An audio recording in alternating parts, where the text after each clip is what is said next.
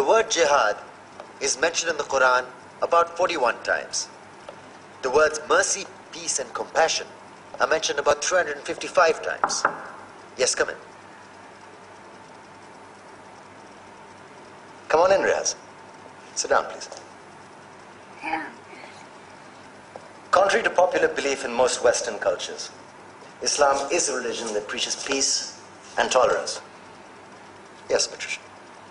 If Islam truly is a religion that preaches peace, then how come the world's most troubled spots, the West Bank, Afghanistan, Pakistan, Iraq, they're all plagued with Islamic terrorism? Well, that depends on your definition of terrorism. Some might argue that the U.S. invasions of countries like Iraq and Afghanistan are also acts of terrorism. No, those were acts of war to get rid of despotic regimes. Or a means of getting at a country's oil. Conspiracy theories. Well, Yeah? Yes, please. Go ahead, Riaz. Mr. Khan is right. I mean, if we're talking about terrorists, the world's biggest terrorists are the white superpowers. Come on now. No, really, stop and think about it. Explain 9/11. Okay. Do you know how many people died in the Twin Towers strike? Around 3,000. And do you have any idea how many people died in the bombing of Afghanistan? Take a wild guess. More than 15,000 people died. And that's just conservative figures. About 50,000 tons of explosives were dropped on innocent civilians. Men, women, children. Yeah, but that was because of the Taliban.